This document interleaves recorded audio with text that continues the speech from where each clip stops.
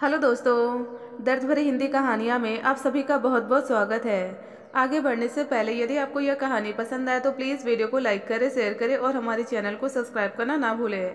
तो चलिए बिना देर के हुए कहानी की शुरुआत करते हैं। आखिर आभा ने सनोज भैया के उद्वार को लावे के रूप में बाहर निकालने को मजबूर कर दिया, वरना सनोज का सुप्त ज्वालामुखी अंदर ही अंदर धधक कर ना जाने कौन सा विस्फोट करता। कहाँ मर गई हो? कितनी देर से आवाज लगा रहा हूँ, जिंदा भी हो या मर गई? सनोज भैया एक ही गति से निरंतर चिल्ला रहे थे। क्या चाहिए आपको? गीले हाथ पोंछते हुए आभा कमरे में आकर बोली, मेरी जुराबे कहाँ है? सोचा था पढ़ी लिखी बीवी घर भी संभालेगी और मेरी सेवा भी करेगी, लेकिन जहाँ तो महारानी जी के नखरे पूरे नहीं होते। सुबह से सास श्रृंगार यूं ही शुरू होता है, जैसे किसी कोठे पर बैठने जा रही हो। कितनी देर तक भुनभुनाते रहे। थोड़ी देर बाद फिर चीखे, नाश्ता तैयार है कि होटल से मंगवाऊं? आभा गरम गरम पराठे ले आई। तभी ऐसा लगा जैसे कोई चीज उन्होंने दीवार पे दे मारी हो। शायद कांच की प्लेट थी। पूरी नमक की थैली उड़ेल दी है क्या पराठे में? आदमी भूखा चले जाए तो ठूस ठूस कर खाएगी खुद। अच्छा सादा पराठा ले आती हूँ। आभा की आवाज में कंपन था। नहीं चाहिए, कुछ नहीं चाहिए। अब शाम को मैं इस घर में आऊँगा ही नहीं।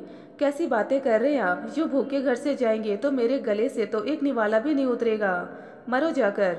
उन्होंने तमाचा आभा के गाल पर रसीद कर दिया और पीछे का दरवाजा खोलकर गाड़ी यूँ स्टार्ट की जैसे किसी जंग पर जाना हो।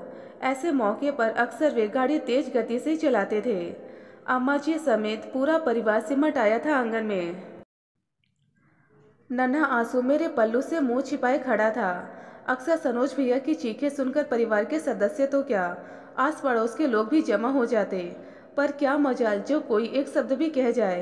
एक बार फिर असान्वित नजरों से मैंने सुधीर की ओर देखा था। शायद कुछ कहे, पर नहीं, अपमान का घूंट पीना उन्हें भली प्रकार आता था। उधर अम्मा जी को देखकर यूं लगता जैसे तिरस्कृत होने के लिए यह बेटा पैदा किया था। चिढ़कर मैंने ही मौन तोड़ा। एक दिन आपका भाई उस भोली भाली लड़की को जान से मार डालेगा, लेकिन आप लोग कुछ मत कहिएगा। ना जाने इतना अन्याय क्यों सहा जाता है इस घर में। क्रोध से मेरी आवाज़ कांप रही थी।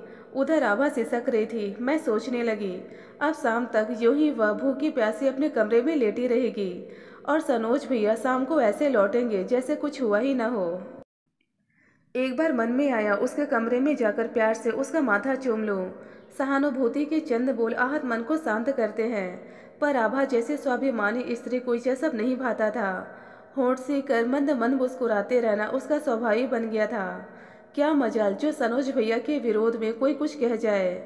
ब्याह कर जब घर में आए थे तो बड़ा ही अजीब सा माहौल देखा था मैंने।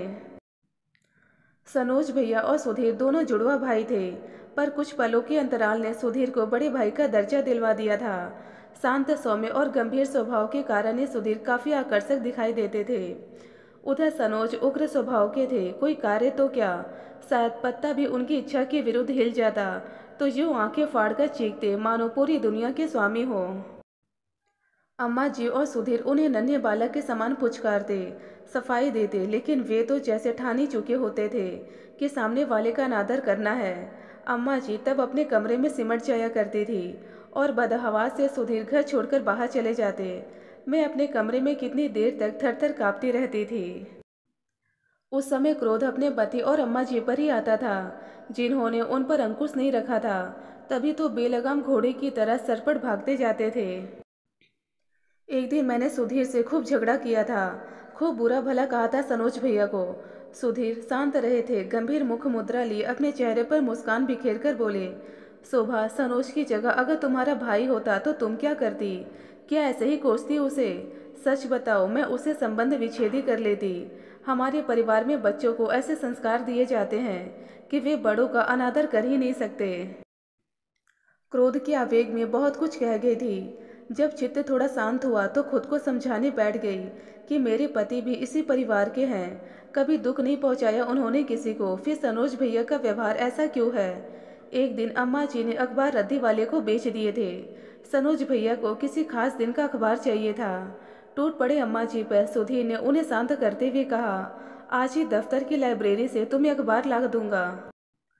पर सनोज भैया की जबान एक बार लपलपाती तो उसे शांत करना आसान नहीं होता था। गालियों की बौछार कर दी अम्मा पर। वे पछाड़ खाकर गिर पड़ी थी। सुधीर अखबार लेने चले गए और मैं डॉक्टर को लेकर आई थी। तब तक सनोज भैया घर से जा चुके थे। डॉक्टर अम्मा जी को दवा देकर जा चुके थे। मैं उनके सिरहाने बैठी अतीत के स्मृतियों में खोती चली गई। कैसे हृदयहीन व्यक्ति है ये। संबंधों की गरिमा भी नहीं पहचानते। दिन बीतते गए। सनोज भैया के विवाह के लिए अम्मा जी और सुधीर चिंतित थे। सुधीर अपने भाई के लिए संपन्न घराने की सुंदर व सुशिक्षित कन्या चाहते थे। अम्मा जी चाह रही थी मैं अपने मायके की ही कोई लड़की यहाँ ले आऊँ, पर मुझे तो सनोज भैया का स्वभाव कभी भाया ही नहीं था। जानबूझकर दलदल में कौन फंसे। एक दिन सुधीर मुझसे बोले, शोभा सनोज के लिए कोई लड़की देखो। मैं विस्मय से उनका चेहरा निहारने लगी थी। समझ नहीं पा रही थी वे वास्तव में गंभीर हैं या यूं ही मजाक कर रहे हैं। सनोज भैया के स्वभाव से तो वही स्त्री सामंजस्य स्थापित कर सकती थी जिसमें समझौते व संयम की भावना कूट कूट कर भरी हो। घर हो या बाहर आपाक होते एक पल भी नहीं लगता उन्हें। मैं हल्के फुल्के अंदाज में बोली, ब्याह भले करवाओ देवर जी का, पर उस स्थिति की भी कल्पना की है तुमने कभी, जब वे पूरे वातावरण को युद्ध भूमि में बदल देते हैं। मैं तो डर कर तुम्हारी शरण में आ जाती हूँ, पर उस गरीब का क्या होगा। मैंने बात सहज ढंग से कही थी, पर सुधीर गंभीर थे। मेरे दृष्टिकोण का मानदंड चाहे जो भी हो, पर सुधीर के तो वे प्रिय भाई थे और अम्मा जी के लाडले सुपुत्र। दोनों की दृष्टि में उनका अपराध क्षम्य था। वैसे लड़का सुशिक्षित हो, उच्च पद पर आसीन हो और घराना संपन्न हो तो रिश्तों की कोई कमी नहीं होती। कद काठी रूप रंग व आकर्षक व्यक्तित्व के तो वे स्वामी थे। कानपुर वाले कमलनाथ की बेटी आभा सभी को बहुत भाई थी। मैं सोच रही थी क्या देंगे सनोज भैया अपनी अर्धांगिनी को। उनके शब्दकोश में तो सिर्फ कटुबान है, जो सर्पदंशी पीड़ा ही तो दे सकते हैं। भाव और संवेदनाओं की परिभाषा से कोसों दूर यह व्यक्ति उपेक्षा के नस्तर ही तो चुभ हो सकता है। आभा को हमारे घर आना था, वह आई भी। 2 भाइयों को इकलौती बहन। इतना दहेज लाई कि अम्मा जी पड़ोसिनों को गिनवा गिनवा कर थक गई थी। अपने साथ संस्कारों की अनमोल धरोहर भी वह लाई थी। उसके मृदु स्वभाव ने सबके मन को जीत लिया। मुझे लगा देवर जी के स्वभाव को बदलने की सामर्थ्य आभा में है। विवाह के दूसरे दिन स्वागत समारोह का आयोजन था। सुधीर की वकालत खूब अच्छी चलती थी। संभ्रांत व अभिजात्य वर्ग में उनका उठना बैठना था। सनोज भैया चार्टर्ड अकाउंटेंट थे। निमंत्रण पत्र बांटे गए थे। ऐसा लग रहा था जैसे पूरा शहर ही सिमट आया हो। आभा को तैयार करने के लिए ब्यूटिशियन को घर पर बुलाया गया था। लोगों का आना शुरू हो गया था। उधर आभा तैयार नहीं हो पाई थी। सनोज भीतर आ गए थे। क्रोध के आवेग से बुरी तरह कांप रहे थे। सामने अम्मा जी मिल गई तो उन्हें भी धर दबोचा। कहाँ है तुम्हारी बहू। महारानी को तैयार होने में कितने घंटे लगेंगे। मैं उनका स्वभाव अच्छी तरह जानती थी। बोली, ब्यूटिशियन अंदर है, बस 5 मिनट में आ जाएगी। पर उन्हें इतना धीरज कहाँ था। आओ देखा ना ताओ। भड़ाक से कमरे का दरवाजा खोलकर अंदर पहुंच गए। शिष्टाचार का कोई नियम उन्हें छू तक नहीं गया था। ब्यूटिशियन को संबोधित कर आंखें तरेरी। अब जुड़ा नहीं बना, चुटिया बन गई तो कोई आफत नहीं आ जाएगी। गवारों को समय का ध्यान ही नहीं है। यहाँ भी मेहंदी रचाई जा रही है। आलता लग रहा है। वहाँ लोग आने लगे हैं। अपमान और क्षोभ के कारण आभा के आंसू टपक पड़े थे। वह बुरी तरह कांपने लगी थी। मैं भागकर सुधीर को बुला लाई थी। भाई को शांत करते हुए वे बोले, सनोज बाहर चलो, तुम्हारे यहाँ खड़े रहने से तो और भी देर हो जाएगी। मैं आपकी तरह नहीं जो बीवी को सिर पर चढ़ाकर रखूं। मेरे मुंह से निकला शब्द पत्थर की लकीर होता है। सुधीर में न जाने कितना धीरज था, जो अपने भाई का हर कटु शब्द सिर उधारे कर लेते थे। मुझे तो सनोज भैया किसी मानसिक रोगी से कम नहीं लगते थे। जैसे तैसे तैयार होकर नई बहू जनवासे में पहुंच गई, लेकिन ऐसा लग रहा था मानो उसने उदासी की चादर ओढ़ी हुई हो। बाबुल का अंगना छोड़कर ससुराल में आते ही पिया ने कैसा स्वागत किया था उसका। हंसी खुशी के माहौल में सब काम सही तरीके से निपट गए। दूसरे दिन वे दोनों कश्मीर के लिए चल दिए थे। वहां जाकर आभा ने हमें पत्र लिखा। ऐसा लगा जैसे अपने मृदु व कोमल स्वभाव से हम सबको अपना बनाना चाह रही हो। शुष्क व कठोर स्वभाव के सनोज भैया तो उसे ये औपचारिकता सिखाने से रहे। उन्हें तो अपनों को पराया बनाना आता था।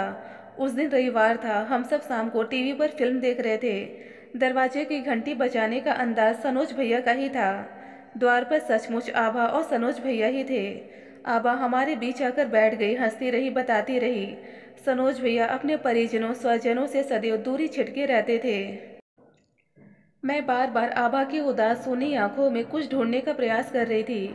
बात करते करते अक्सर वह चुप हो जाया करती थी, कभी हंसती कभी सहम जाती, ना जाने किस परेशानी में थी। मुझे कुछ भी कुरेदना अच्छा नहीं लगा था। दूसरे दिन से आभा ने घर के काम काज का उत्तरदायित्व तो अपने ऊपर ले लिया था। मेरे हर काम में हाथ बटाती, अम्मा जी की सेवा में आनंद मिलता था उसे। सनोज भैया के मुख से बात निकलती भी न थी कि आभा फौरन हर काम कर देती। एक बात विचारणीय थी कि पति के रौद्र रूप से घबराकर वह उसके पास पल भर भी नहीं बैठती थी। हमारे साथ बैठकर वह हंसती बोलती खुश रहती थी, लेकिन पति के सानिध्य से जैसे उसे भी तृष्णा सी होती थी। कई बार जब पति का तटस्थ व्यवहार देखती तो उन्हें खींचकर सबके बीच लाना चाहती, लेकिन वे नए परिवेश में खुद को ढालने में असमर्थ ही रहते थे। सुसंस्कृत व प्रतिष्ठित परिवार में पली बड़ी औरत इस धुरी विहीन संस्कार विहीन पुरुष के साथ कैसे रह सकती है। मैं कई बार सोचती थी, इस का पुरुष से उसे घृणा नहीं होती होगी। वैसे उन्हें का पुरुष कहना भी गलत था।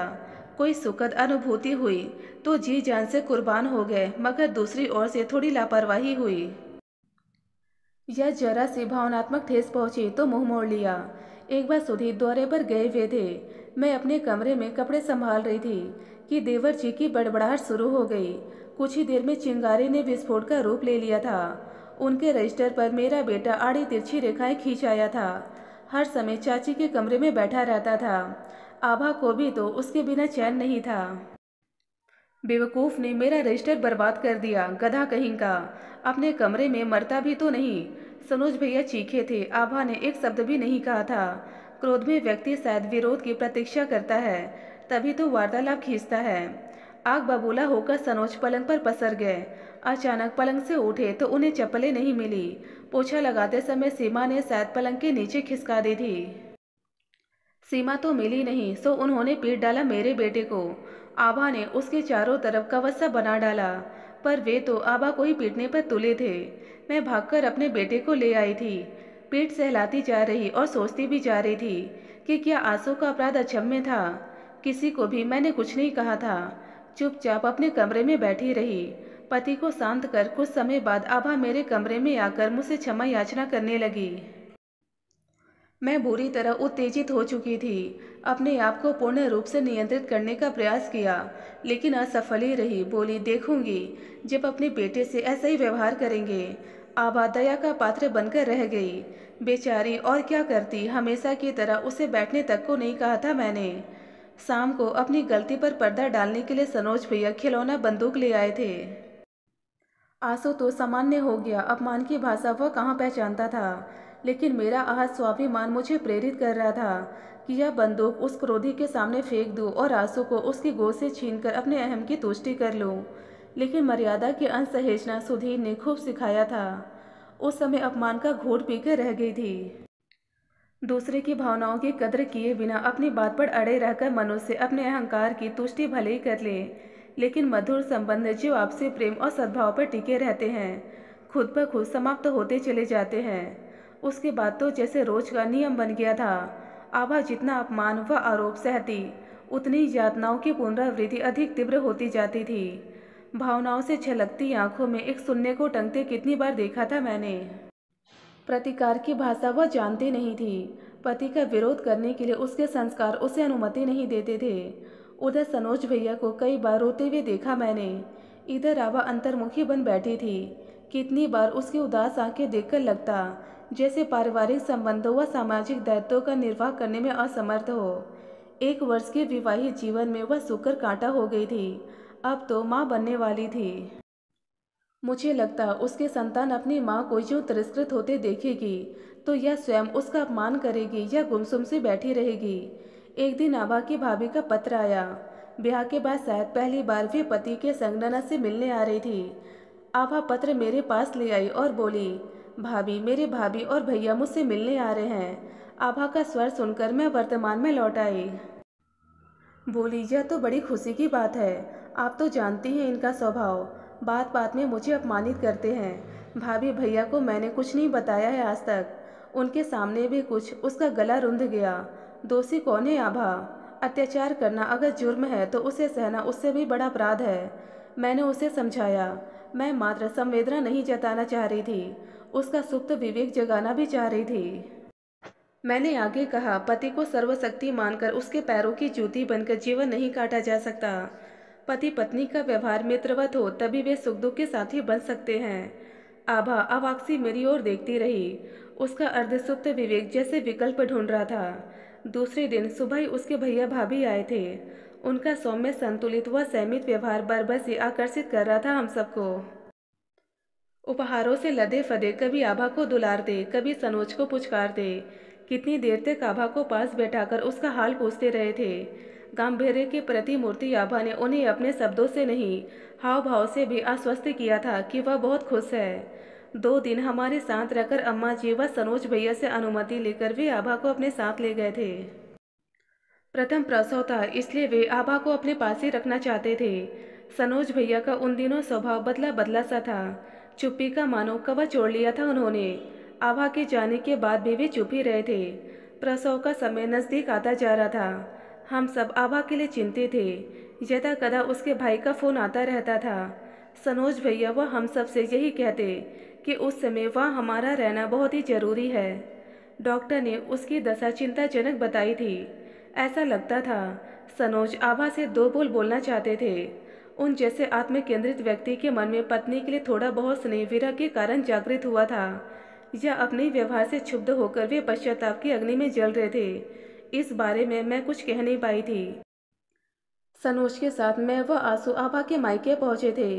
माँ तो आभा की बचपन में ही चल बसी थी। भैया भाभी उसकी यूं सेवा कर रहे थे जैसे कोई नाजुक फूल हो।